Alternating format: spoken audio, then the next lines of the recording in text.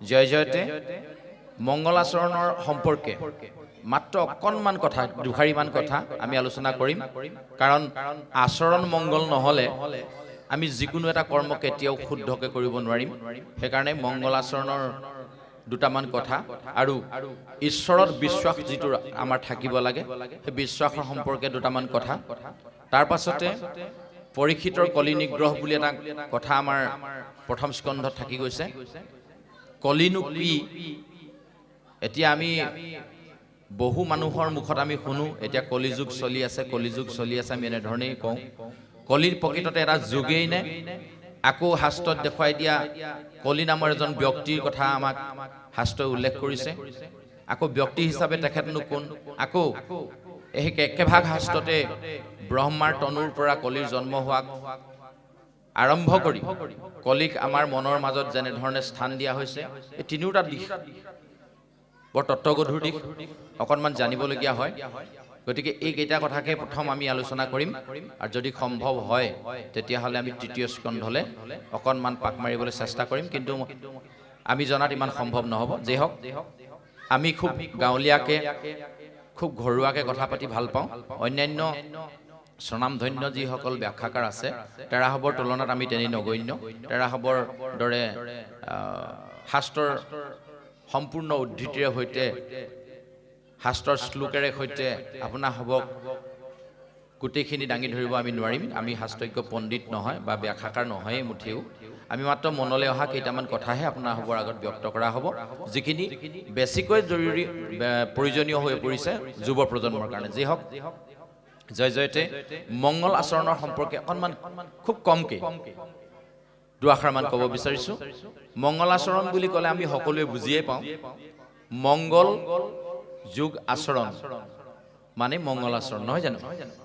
মংগল আচৰণ কোনবিলাক যিবিলাক আচৰণে আনৰ মনত দুখ নিদিয়ে যিবোৰ আচাৰ আচৰণৰ যোগেদি এজন মানুহক মানুহে ভাল বুলি আখ্যা দিয়ে সেইটোকে মংগল আচৰণ বুলি এইটো সকলোৱে বুজি পায় এতিয়া আমি এইটো কাৰণে মই গাঁৱলীয়াকৈ কথাখিনি কৈ ভাল পাওঁ বুলি এইকাৰণেই কৈছোঁ যে মংগল আচৰণ প্ৰতিটো অনুষ্ঠান ভেদে আচৰণবোৰ বেলেগ বেলেগ হয় এজন ছাত্ৰৰ কাৰণে মংগল আচৰণ বাহ্যিকভাৱে হ'ব তেওঁ সময়মতে স্কুল যাব লাগিব এক আৰু ২ নম্বৰ তেওঁ ইউনিফৰ্ম পিন্ধি যাব লাগিব এই দুটা তেওঁ বাহ্যিক আচৰণ এই দুটা আচৰণ যিজন ছাত্ৰই নকৰিব সেই আচৰণৰ বাহিৰত থাকিব তেওঁক কেতিয়াও ছাত্ৰ বুলি গণ্য কৰা নহ'ব হয়নে নহয় মন কৰিব কথাটো এজন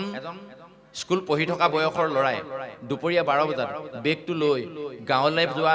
যিকোনো সাধাৰণ এযোৰ পোছাক পিন্ধি যদি গৈ থাকে আপুনি গম পাব নেকি যে ল'ৰাটো স্কুললৈ গৈছে কিন্তু সেই একেটা ল'ৰাই যেতিয়া ৯ বজাৰ লগে লগে নিৰ্দিষ্ট ইউনিফৰ্মযোৰ পিন্ধি সেই একেটা বেগকে লৈ যাব তেতিয়া আপুনি নিশ্চয় গম পাব যে ল'ৰাটো স্কুললৈ গৈছে তাৰমানে আচৰণটোৱে তেওঁৰ প্ৰভাৱটো মানে বুজাই দিলে বাহ্যিক আচৰণটোৱে বুজাই দিলে যে ল'ৰাজন এজন ছাত্ৰ ঠিক একেধৰণে এজন শিক্ষকে স্কুলত যেনেধৰণে ল'ৰা ছোৱালীক শাসনৰ সুৰত কথা পাতি বুজাই থাকে সেই একেজন শিক্ষকে ঘৰলৈ আহিও যদি ল'ৰা ছোৱালীকেইটাক একেধৰণেই ব্যৱহাৰ কৰে ল'ৰাকেইটাই ভাল পাবনে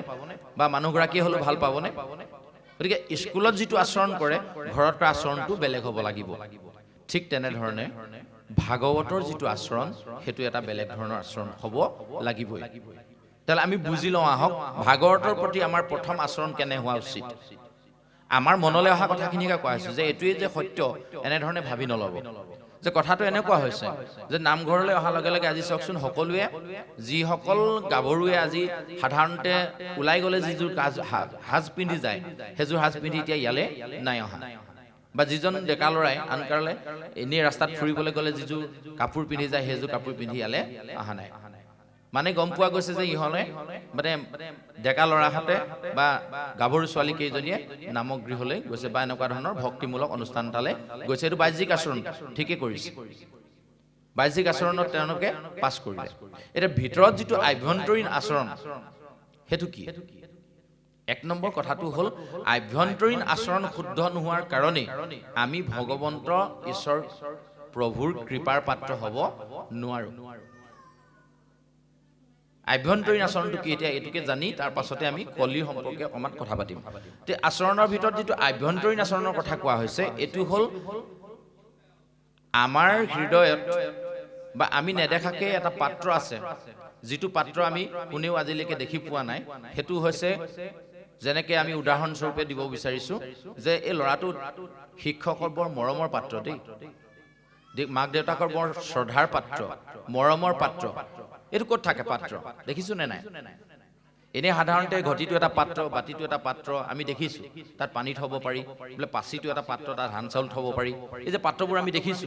যে মৰমৰ পাত্ৰটো দেখিছো নে নাই ক'ত থাকে এইটো বুজি ল'লে সুবিধা হ'ব মই সেইকাৰণে কৈছো আমাৰ কথাবোৰ নৱপ্ৰজন্মৰ প্ৰতি বেছি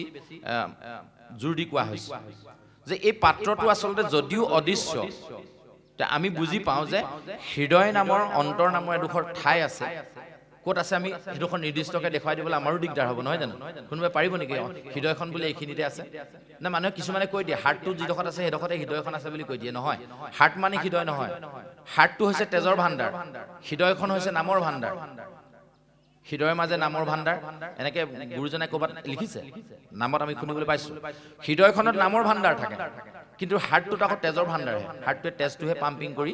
তেজটো চলাচল কৰি থাকে গতিকে এই হাৰ্টটো থকা জেগাত হৃদয়খন নাথাকিবও পাৰে কিন্তু আমি এটা কথা বুজি পাওঁ যে আভ্যন্তৰীণ মানে দেহটোৰ আভ্যন্তৰীণ কোনোবা এটা কোণত হৃদয় নামৰ এটা পাত্ৰ আছে য'ত কৃপা বৰিখন হয় য'ত মৰম থাকে য'ত কৃপা থাকে য'ত দয়া থাকে এতিয়া মংগলাচৰণৰ প্ৰথমতে আমাৰ পাঠকীদ্বয়ে প্ৰথম আৰম্ভণিতে কি বুলি গাইছে শ্লোকটো আৰম্ভ কৰাৰ পাছতে জয় জয় কৃষ্ণ কৃপাময় মহেশ্বৰ বুলি এতিয়া ভগৱন্তক কৃপাময় বুলি কৈছে এতিয়া কৃপাময় শব্দটোৰ যদি আমি সমাস বাক্য লিখিবলৈ যাওঁ আমি এইকাৰণেই কৈছোঁ ল'ৰা ছোৱালীসকলৰ প্ৰতি তেওঁলোকৰ প্ৰতি বেছি জৰুৰী কথাখিনি যে সমাস বাক্য কাক কয় তেওঁলোকে জানে আমি হয়তো পাহৰিছোঁ বয়সস্থখিনিয়ে যিসকলে বাৰু শিক্ষাৰ লগত জড়িত আছে তেওঁলোকে বুজি পাব যি সকলোকে কৃপা কৰে তেওঁক কোৱা হৈছে কৃপাময় ডাঙৰ কথাটো হ'ল এইটো যদি ভগৱন্তই সকলোকে কৃপা কৰেই তেতিয়াহ'লে এখেত ধনী মই দুখীয়া তেখেত সুখী মই দুখী তেখেত শকত মই ক্ষীণ তেখেত দেখিবলৈ ধুনীয়া মই বেয়া কিয় এই তাৰতম্যবোৰ কিয় হৈছে যদি সমানে ভগৱন্তই সকলোকে কৃপা কৰে তেতিয়াহ'লে সকলো সমান হ'ব লাগিছিল কিয় নহয়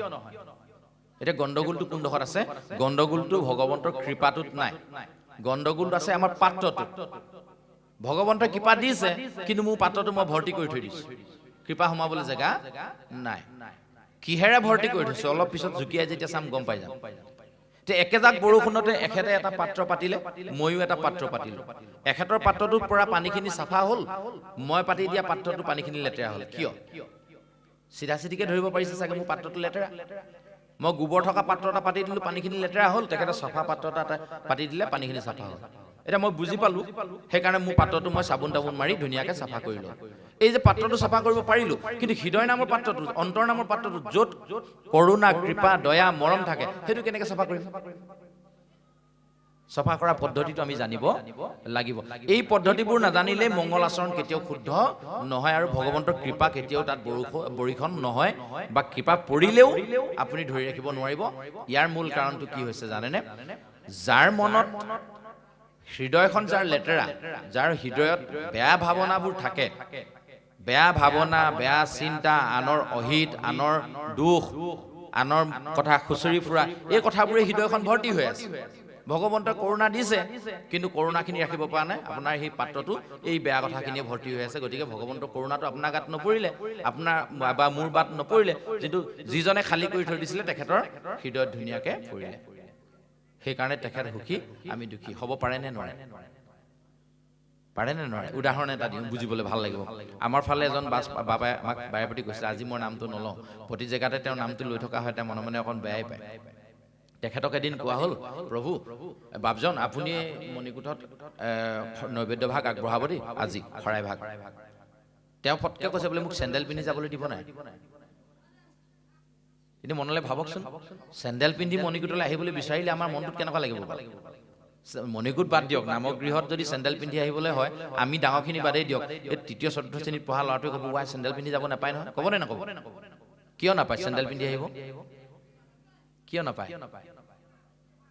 একদম ঘৰুৱাকৈ আলোচনা কৰিছোঁ বেলেগ ডাঙৰ আলোচক বুলি নাভাবিব মই আপোনালোকৰ একেবাৰে ওচৰৰ মানুহ আৰু একেবাৰে আপোনালোকৰ নিজৰ নিচিনা বুলি ভাবি ল'ব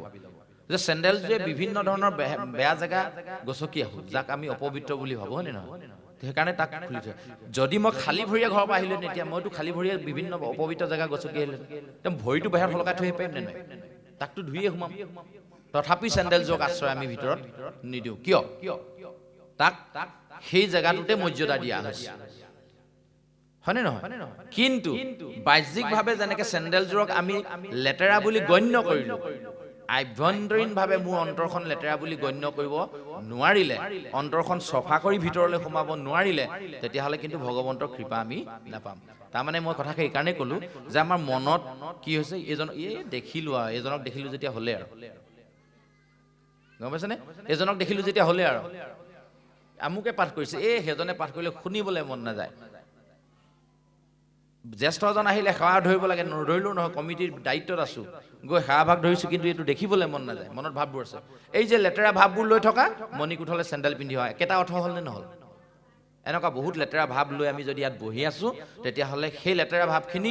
প্ৰথমেই দুৱাৰতে আমাক থৈ আহিবৰ কাৰণে গুৰুজনাই ব্যৱস্থা কৰি দিলে বাটচৰাতে নামসিংহ দুভাগ যি দুভাগ নামসিংহত সেৱা কৰি প্ৰথমে সাংসাৰিক যিমানবোৰ বাহ্যিক বস্ত্ৰ আছিল চব খুলি থৈ আহিম গৰু ম'হ হাঁহ কুকুৰা ঘৰ দুৱাৰ মানে গোটেইখিনি আমি তাতে খুলি থৈ আহিম মায়াৰ বস্ত্ৰ এইবিলাক মায়াটো আমি আচলতে ধৰিব নোৱাৰোঁ আগতে যে যাদুকৰ আছিলে পিচি চৰকাৰ নাম শুনিছিলে যাদুকৰ পিচি চৰকাৰে কি কৰিলে চুঙা এটা আনিলে এনেকৈ জোকাৰিলে কাপোৰ এখন ভৰাই দিলে ইফালে টানি দিলে চৰাই এটা হৈ ওলাই গ'ল যাদু কিন্তু প্ৰকৃততে সেইটো শুদ্ধ হয় জানো কাপোৰখনৰ পৰা চৰাইজনী হৈছে সেইটো শুদ্ধ হয় জানো নহয় যাদু কিন্তু এই গোটেই সংসাৰখনক যাদু কৰি চলাই লৈ ফুৰিব পৰা এটা ঐশ্বৰিক শক্তি আছে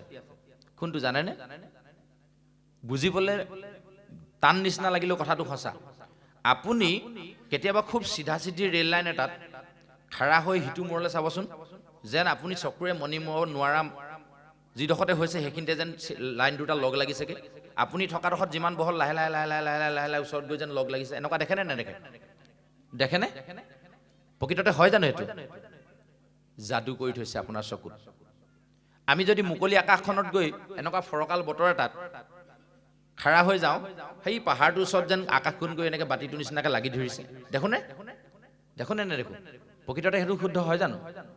যাদু যেনেকৈ চৰাইজনী যাদু দেখুৱাই দিলে এইটো যাদু এই যে মায়াৰ যিটো যাদু চকুৰ যে পৰ্দাত আমাৰ এটা যাদু দি থৈছে এজনে হ'ল স্বয়ং ভগৱন্ত ঈশ্বৰ কৃষ্ণ আৰু সেই যাদুৰ পৰা পৰিত্ৰাণ পাবলৈ হ'লে এই মায়াৰ বস্ত্ৰখিনি খুলি থৈ আহিবলৈ প্ৰথম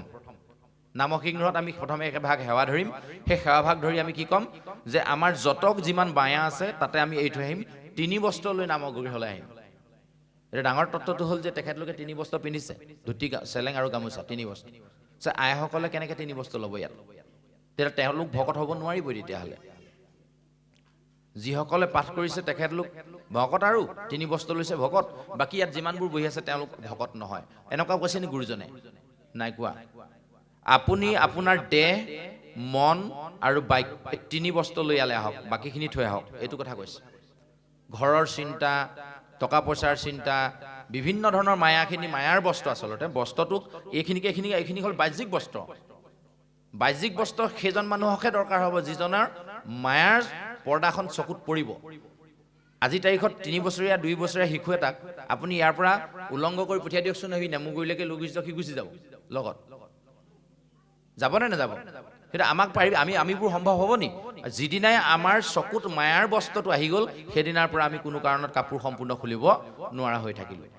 যে মায়াৰ বস্ত্ৰ আমাৰ ওচৰতহে আছে গতিকে সেই মায়াটো আমাক এৰি থৈ আহিবলৈ কৈছে নামগৃহৰ বাহিৰতে থৈ আহিবলৈ কৈছে কেৱল কায় মন বাইক তাৰমানে নামগৃহত আছোঁ যেতিয়া মোৰ দেহটো ইয়াতে থাকিব লাগিব মনটো কেৱল মাত্ৰ ভগৱন্তত নিমগ্ন হৈ থাকিব লাগিব কথা কেৱল মাত্ৰ আমি ভগৱন্তৰহে পাতিব লাগিব এই সময়খিনিত এতিয়া আমি নিজক সুধো আহক কালিৰে পৰা আমি কেৱল মাত্ৰ ভগৱন্তৰ কথা পাতিছোঁ নে বিভিন্ন কথা পাতিছোঁ তেতিয়াহ'লে মোৰ পাত্ৰটোত ভগৱন্তৰ কথাই পৰি আছে নে বিভিন্ন কথাৰে ভৰ্তি হৈ আছে তেতিয়াহ'লে পাত্ৰটো যদি মোৰ খালী হোৱা নাই ভগৱন্তৰ কৃপা সোমাব ক'ত ভগৱন্তৰ কৃপাৰ পাত্ৰ আমি হ'ব পাৰিম নে নোৱাৰিম এইবোৰ হ'ল মংগল আচৰণ গতিকে আচৰণৰ যোগেদি আমি এই কথাখিনি শিকি ল'ব লাগিব আৰু আমি ভগৱন্তৰ কৃপাৰ পাত্ৰ হ'বলৈ হ'লে ভগৱন্তৰ কৃপাৰ য'ত পৰে সেই পাত্ৰটো আমি প্ৰথম চফা কৰি ল'ব লাগিব গুৰুজনাই তাৰ কাৰণে উৎকৃষ্ট এটা উপায় দিলে শ্ৰৱণ কীৰ্তন নামৰ 2 চাবোন দিলে যি 2 চাবোনেৰে আমি আমাৰ অন্তৰখন চাফা কৰিব পাৰিম হৃদয়খন চাফা কৰিব পাৰিম কৈছে নহয় গুৰুজনে ইৰাম কৰ্ণপথে ভকতৰ হিয়াত প্ৰৱেশী হৰি দুৰ্বাসনা হৰে সমস্তয় যেহে নহৰত কালে জলে ৰজতে কমল স্বভাৱতে নিৰ্মল কৰয়। মাধৱ পুৰুষে ইমান ধুনীয়া কৈছে যে কাণৰ ফুটাইদি ভগৱন্ত সোমাই আপোনাৰ হৃদয়ত যিমান লেতেৰা আছে চাফা কৰি দিব। এতিয়া সোমাবলৈ ৰাস্তাটো আমি দিবও লাগিব নহয়, দিবও লাগিব নহয়। এতিয়া আকৌ আমাৰ মানুহে বিশ্বাসে টান কৰিবলৈ টান পাব। কাণৰ ফুটাইদি ভগৱন্ত সোমাব পাৰে নি? কৰ্ণপথে ভগৱন্ত, কৰ্ণপথে ভকতৰ হিয়াত প্ৰৱেশী হৰি, ভগৱন্তৰ কথা কৈছে। ভগৱন্তৰ কাণৰ ফুটাইদি আমাৰ হিয়াত প্ৰৱেশ কৰিব পাৰে, এইটো শুদ্ধ হয় জানো? এনেকুৱা লাগে, কিন্তু প্ৰকৃততে এইটো সঁচা। কাণৰ ফুটাইদি যদি ভগৱন্ত সোমাব নোৱাৰে, তেতিয়াহ'লে কাণৰ ফুটাইদি বিভিন্ন শব্দ সোমাই আপোনাক ক্ৰিয়াও কৰিব নোৱাৰিব। শব্দই আমাক ক্ৰিয়া কৰে নে নকৰে টেষ্ট কৰি চাওঁ আহক। আৰু কেইদিনমানৰ পিছত গৰম দিন আহিব, আঘোণ মাহত পথাৰত ধান দাবলগীয়া হ'ব। আইসকলে মনলৈ ভাৱটো আনকচোন, খুব ৰ'দ দিছে, কি খাওঁ কি নাখাওঁ লাগিছে। হেন সময়তে আপোনালোকৰ ঘৰৰ পৰা ল'ৰাটোৱে হওক, ছোৱালীজনীয়ে হওক, বাপজনীয়ে হওক, ৰবাব টেঙা এটাই, চুকা টেঙা এটাই, নিমখ জলকীয়াৰ সৈতে খুব ধুনীয়াকৈ কলপাত এখিলা কাটি লৈ গৈছে। কথাষাৰ মনলৈ আনকচোন বাৰু, জিভা পানী আহিবই পাৰে কাৰোবাৰ কাৰোবাৰ, হয়নে নহয়? যদি শব্দটোৱে যদি টেঙা, এই টেঙা শব্দটোৱে ক্ৰিয়া কৰিলে কাৰণে জিভাইদি পানী ওলাই আহিল। মই কাৰোবাক টানকৈ কিবা এষাৰ কথা ক'লোঁ, কথাষাৰে তেওঁক হৃদয়ত গৈ ক্ৰিয়া কৰিলে কাৰণে চকু পানী ওলাই আহিলে। নহ'লেতো মই আছিলোঁ ইয়াত, তেওঁ আছিলে তাত, দুখ কেনেকৈ পালে? তেওঁতো মই মৰাও নাছিলোঁ ন। যে এই যে বাক্যই যিটো হৃদয়ত ক্ৰিয়া কৰে, সেই ক্ৰিয়াৰ যোগেদিয়ে মনৰ ভাৱনাবোৰ সৃষ্টি হয়। ভগৱন্তৰ কথাও হৃদয়ত যদি তেনেকৈ সোমাবলৈ আমি সুবিধাকণ কৰি দিওঁ, তেতিয়াহ'লে ভগৱন্তৰ কথাই আমাৰ হৃদয়ত ক্ৰিয়া কৰিব আৰু যিমানবোৰ লেতেৰা আছে উলিয়াই পেলাই দিব, চাফা হৈ যাব। এইটো কৈ আছে শ্ৰৱণ। এতিয়া আমি শুনো নে নুশুনো, এতিয়া ডাঙৰ কথা। এতিয়া শুনা কথাটো মই যোৱাকালিও ক'ৰবাত কৈছোঁ, একেখিনি কথাকে কোৱা হৈছে, তথাপিও ক'বলগীয়া হৈছে, কেলৈ অঞ্চলটো অলপ বেলেগ হৈছে। আমি যোৱাকালি পৰহি হিলাসকল আহন গাঁৱৰ ফালে এই কথাখিনি কৈছিল যে আমাৰ ঘৰতে ভাগত এভাগি পাঠ কৰিবলৈ ল'লে। দেউতাই ক'লে আমাৰ ঘৰত ঠগা নাই, ঠগাখন ইহঁতৰ ঘৰত আছে, লৈ গৈ যা। মই ক'লোঁ মই নোৱাৰোঁ। দেউতাই ভাইটিক ক'লে তই লৈ আগে যা, সি লৈ আহিলে। এতিয়া আপোনাৰভাৱে কওকচোন, মই দেউতাৰ কথা শুনিলোঁ নে নুশুনিলোঁ? দেউতাই মোক ঠগাখন আনিবলৈ কৈছিলে, মই ক'লোঁ মই নোৱাৰোঁ। মই দেউতাৰ কথা শুনিলোঁ নে নুশুনিলোঁ? কওক বাৰু। নুশুনিলোঁ বুলিয়ে ক'ব। নুশুনাকেনো মই কেনেকৈ ক'লোঁ মই নোৱাৰোঁ বুলি? মইতো শুনিছিলোঁ ন। তাৰমানে শুনা মানে পালন কৰা, এই কথাটো চবৰে উপলব্ধি হৈছে নহয়। এতিয়া নিজক সোধক, আমি নিজে কিমান পালন কৰোঁ শাস্ত্ৰৰ কথা, তেতিয়াই উত্তৰটো ওলাই পৰিব। কথাবোৰ টান হৈ যায়, ক'বলৈ টান হৈ যায়। নিজৰ গালে যেতিয়া টানি আনো নহয়, তেতিয়া দুখ পাই যাওঁ, কষ্ট পাই যাওঁ। আৰু মই নিজক কষ্ট পাবৰ কাৰণে এই কথাবোৰ কওঁ, আপোনাৰ হ'বৰ কাৰণে নহয়, কথাবোৰ মোৰ কাৰণে। যে আপোনাৰ হ'বক এই কথাখিনি কৈ অলপ পিছতে যদি মই তাৰ ব্যৱহাৰ ব্যতিক্ৰম বিপৰীতটো কৰি দিওঁ, তেতিয়াহ'লে মোৰ স্বৰূপটো ওলাই পৰিব। গতিকে মই যদি আপোনাৰ হ'বত কওঁ যে মই এইবোৰ নাখাওঁ নহয়, তামোল চামোল খাবলৈ মই এৰি দিলোঁ, দুদিনৰ পিছত দেখিছে আপোনালোকে মই তিনিআলিত নেমুগুৰিত তামোল কিনি খাই আছোঁ, তেতিয়াহ'লে মোৰ লাজ লাগিব নে নালাগিব?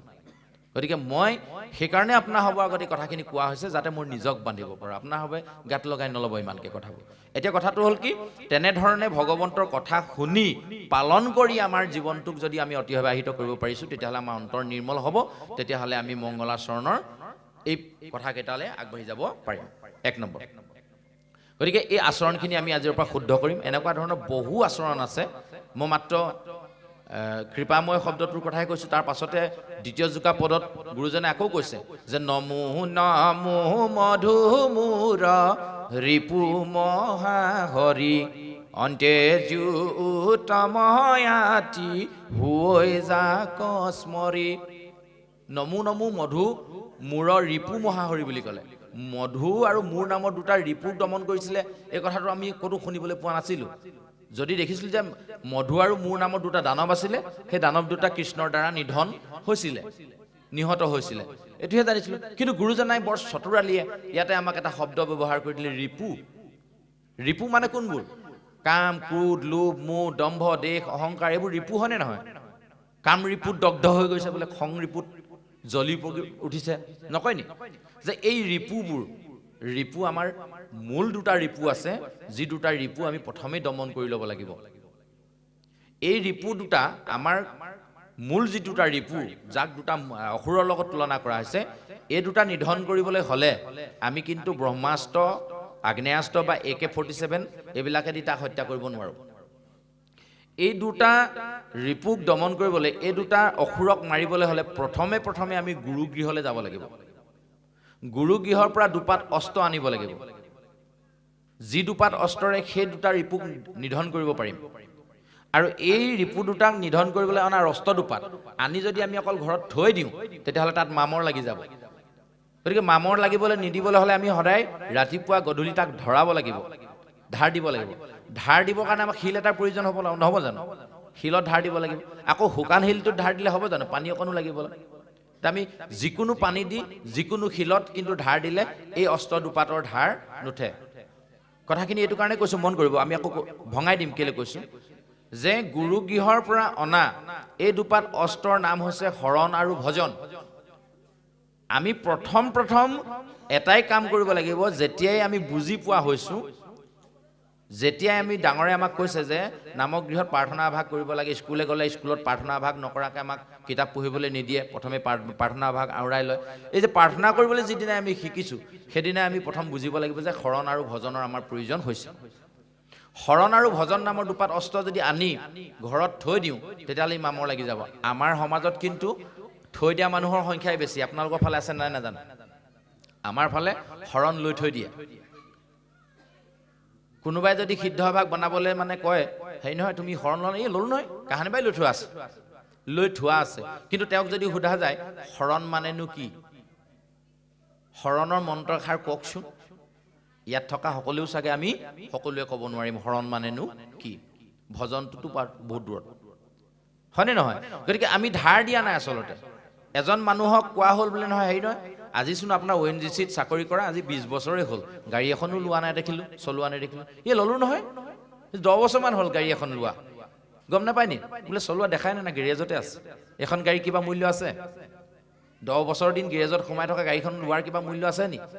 কোনো দিন যদি ব্যৱহাৰেই নহয় এই শৰণ বোলা বস্তুটো একেই হৈছে আমি ল'ব লাগে কাৰণে লওঁ আমাক মা দেউতাই ক'লে তোৰ এতিয়া বিয়া বাৰু বয়স হৈছে এই শৰণটো লৈ ল নহ'লে আকৌ ভকতে তহঁতৰ দ্বাৰা চাহ তাহ নাখাব নহয় চাহ নাখালে কাৰণেহে আমি শৰণ ল'লোঁ তাৰমানে এইটো চাহৰহে শৰণ মন কৰিবচোন হয়নে নহয় তাৰপাছত আকৌ ভজন নল'লে সিদ্ধমুঠি নল'ব নহয় ভকতে আমাৰ পৰা গতিকে ভাতৰ শৰণ ভাতৰ ভোজনটো ল'লোঁ চাহৰ শৰণ ভাতৰ ভোজন আমাৰ ফালেতো বহুত দিনৰ পিছত শৰণ ভোজন বুলিয়ে কয় তাৰমানে সিদ্ধমুঠি নলয় যে সেইকাৰণে ভজনৰ ঠাইত ভোজন হ'লগৈ কথাটো আচলতে সেইখিনিত নহয় ভগৱন্তৰ ওচৰত আমি শৰণ ল'ব লাগিব 1 নম্বৰ কথা যিজন ঈশ্বৰৰ অবিহনে আমি খন্তেক মুহূৰ্ত এই পৃথিৱীত জীয়াই থকা সম্ভৱ নহয় বিশ্বাস কৰে নে নকৰে নাজানো ভগৱন্তই যুগে যুগে অৱতাৰ লয় বুলি আমাক শাস্ত্ৰই কৈছে এতিয়াও অৱতাৰ ভগৱন্তৰ হৈয়ে আছে আমিহে বুজি পোৱা নাই সেইখিনিকে অকণমান পাতি লওঁ তাৰপিছতে কলিকণ আৰম্ভ কৰি হয়তো সামৰি দিবলগীয়াও হ'ব পাৰে সময় খুব কম হ'ব যে পাঠো চলিব লাগিব যে হওক ভগৱন্তই কেতিয়া অৱতাৰ ল'ম বুলি কৈছিলে আমি এটা সময়ত মহাভাৰত চাইছিলোঁ নহয় খুব সময় যেতিয়া গাঁওখনত খুব বেছি 11মান মানুহৰ টিভি আছিলে গোটেই অঞ্চলটোত 3টামান টিভি থাকে ৰামায়ণ মহাভাৰত তেতিয়া দিছিলে আমি কিমান দৌৰি যাওঁ আৰু কোনোবাইতো সেই যিদিনা দিব দেওবাৰৰ দিনা একদম মানে চোতালত টিভি উলিয়াই দিয়ে তাকো এটা এণ্টেনা পকাই থাকিবলগীয়া সি চাবলৈ নাপায় আগত সেই এণ্টেনা পকোৱাৰ দিন আছিল এতিয়াতো ল'ৰা ছোৱালীবোৰ বুজিও নাপায় তেতিয়া মহাভাৰতৰ একদম আৰম্ভণিতে গাইছিলে কি য়দা য়দা হি ধৰ্মস্য গ্লানিৰ্ভৱতি ভাৰত অভ্যুত্থানম অধৰ্মস্য তদাত্মানম সৃজাম্যহম পৰিত্ৰাণায় সাধূনাম বিনাশায় দুষ্কৃতম ধৰ্ম সংস্থাপনাৰ্থায় সম্ভৱামি যুগে যুগে হয়নে ইমান ধুনীয়াকৈ কৈছিলে চাওকচোন যেতিয়াই অধৰ্মৰ প্ৰাদুৰ্ভাৱ হ'ব ধৰ্ম বিনাশ হ'ব যেতিয়াই অশান্তি অসূয়া অপ্ৰীতি বাঢ়িব তেতিয়াই ভগৱন্তই দুষ্টক দমন শান্তক পালন কৰিবৰ কাৰণে এই ধৰাধামত আহিব এতিয়াও ভগৱন্ত আছে এই কথাটো বিশ্বাস আমি খালি কৰিব পৰা নাই আমি কেতিয়া বিশ্বাস কৰোঁ চাবচোন যেতিয়া ভগৱন্তৰ নাম আমাৰ সাধাৰণতে মুখত নোলায় কেতিয়া ওলায় মন কৰিবচোন কেতিয়াবা মই যদি আজি মানুহমাৰী ৰিজাৰ্ভ বা খুব ডাঙৰ জংঘল এখনৰ মাজত ৰাতি 12টা বজাত অকলে অকলে যাবলগীয়া হ'ল সেই সময়ত ভগৱানৰ নাম ল'বলৈ মোক কোনোবাই শিকাব নালাগে আকৌ ভগৱন্তৰ নাম ল বুলি মোক ক'ব নালাগে আকৌ কিমান বাৰ কৃষ্ণ কৃষ্ণ কৃষ্ণ কৃষ্ণ ৰাম ৰাম ৰাম ৰাম ৰাম ৰাম ৰাম ৰাম বা ভগৱন্তৰ কিমান প্ৰাৰ্থনা আৰু ৰাম ভুলে শুদ্ধে ঠিক নাই হাবি হিপাৰ নোপোৱালৈকে বেলেগ ইমান কোনো মনলৈ ভাৱ নাহে হ'ব নহ'ব মন কৰিব কিবা কাৰণত নালাগে বা হাবিলে যাব এই পথাৰখনৰ মাজেদি আপোনালোক কোনোবা এগৰাকী ৰাতি 12টা বজাত এপাৰৰ পৰা সিপাৰলৈ যাব বাৰু এপাৰৰ পৰা সিপাৰ কেতিয়া গৈ গম পালেগে আপুনি গম নাপাব আৰু সিমান বাৰ আপুনি ভগৱন্তৰ নাম লৈ থাকিব যিমান বাৰ আপোনাৰ ইয়াত সময়খিনি দৰকাৰ হয় যিমান খোজ আপুনি ইয়াত দিব ল'বনে নল'ব ভাবকচোন এবাৰ মনলৈ কিন্তু যেতিয়া আমি সুখত থাকোঁ যেতিয়া আনন্দত থাকোঁ যেতিয়া বিয়া ঘৰত থাকোঁ যেতিয়া খেল এখন চাই থাকোঁ যেতিয়া চিৰিয়েলখন চাই থাকোঁ তেতিয়া ভগৱানলৈ মনত পৰে নি আমাৰ গতিকে আমি যেতিয়ালৈকে নিজক সংশোধন নকৰিম তেতিয়ালৈকে কিন্তু আমাৰ কোনো কাৰণত ভগৱন্তৰ কৃপাৰ আমি পাত্ৰ হ'ব নোৱাৰিম কেতিয়াও শৰণ সম্পূৰ্ণ নহ'ব শৰণ মানে হৈছে আশ্ৰয় অন্য একো নাই শৰণ মানে আশ্ৰয় ক'ত আশ্ৰয় ল'ম আমি বৰষুণৰ পৰা বাচিবৰ কাৰণে ঘৰটোত আশ্ৰয় লৈছোঁ ভোকৰ পৰা বাচিবৰ কাৰণে ভাতৰ আশ্ৰয় লৈছোঁ ঠাণ্ডাৰ পৰা বাচিবৰ কাৰণে কাপোৰৰ আশ্ৰয় লৈছোঁ হয়নে নহয় আন্ধাৰৰ পৰা বাচিবৰ কাৰণে লাইটৰ আশ্ৰয় লৈছোঁ ঠিক তেনেধৰণে এই যে জন্ম মৃত্যুৰ যিটো আমি যে গতানুগতিকভাৱে চলি আছে এই মৰিছোঁ এই জন্ম হৈছোঁ এই গৰু ছাগলী জন্ম হৈছে এই হাঁহ কুকুৰা জন্ম হৈছে মৰিছে মানুহ জন্ম হৈছে মৰিছে এই যে জন্ম মৃত্যুৰ যিটো পাকচক্ৰ এই পাকচক্ৰৰ পৰা পৰিত্ৰাণ পোৱাৰ আত্মাটোক স্থান দিয়াৰ একমাত্ৰ স্থানডোখৰ হৈছে ভগৱন্ত কৃষ্ণ ঈশ্বৰৰ গতিকে ঈশ্বৰৰ ওচৰত আমি আশ্ৰয় ল'ব লাগিব কেলে এই দেহটো যেতিয়া মই এৰি দিম আত্মাটো ঠাই দিবলৈ জেগা মাত্ৰ কেৱল মাত্ৰ পৰমেশ্বৰ পৰমপিতা পৰম ব্ৰহ্ম ঈশ্বৰ কৃষ্ণ তেওঁৰ বাহিৰে আৰু কোনো আশ্ৰয় দিব নোৱাৰে গতিকে প্ৰথম আশ্ৰয় ল'ব লাগিব ভগৱন্তৰ ওচৰলৈ কিন্তু সেই ভগৱন্তৰ ওচৰলৈ যাবলৈ হ'লে আপুনি প্ৰথমে এজন গুৰু বিচাৰিব লাগিব প্ৰথমে ল'ব লাগিব গুৰুত শৰণ তাৰপিছতে গুৰুৱে চিনাই দিব সেইজন দেৱ যিজন দেৱৰ ওচৰত আপুনি শৰণ ল'ব কৃষ্ণ একদেৱ দুখহাৰী কাল মায়াদিৰো অধিকাৰী কৃষ্ণ বিনে শ্ৰেষ্ঠ দেৱ নাহি নাহি আন গতিকে আন দেৱতাত আমি মানে আশ্ৰয় নলওঁ আমি কৃষ্ণ দেৱত আশ্ৰয় ল'ম মূল দেৱ তেওঁৱে এই বুলি গুৰুৱে আমাক দেৱ চিনাই দিব তাৰপিছত সেই দেৱক ক'ত পাম নামৰ মাজত পাম আৰু সেই নাম ক'ত পাম ভকতৰ ওচৰত পাম সেইকাৰণে গুৰুদেৱ নাম ভকত এই চাৰিমুঠি বস্তুৰ ওচৰত আমি শৰণাপন্ন হ'ব লাগে বুলি ভকতসকলে আমি কওঁ নে নকওঁ গুৰুদেৱ নাম ভকত চাৰিমুঠি বস্তুত আমি সাক্ষী কৰিছোঁ নে নকৰিছোঁ গতিকে গুৰু চিনি পাব লাগিব এই হ'ল শৰণৰ মূল তত্ত্ব এইবিলাক শৰণৰ গোটেইখিনি তত্ত্ব নহয় আমি শৰণ এনেকৈ ক'ব নোৱাৰোঁ গুৰু যিজনে শৰণ দিব তেওঁ ক'ব কিন্তু শৰণ মানে আশ্ৰয় যে আশ্ৰয় ক'ত ল'ব এই কথাষাৰ ক'বলৈ যাওঁতে সেইটো কোৱা হৈছে দ্বিতীয়তে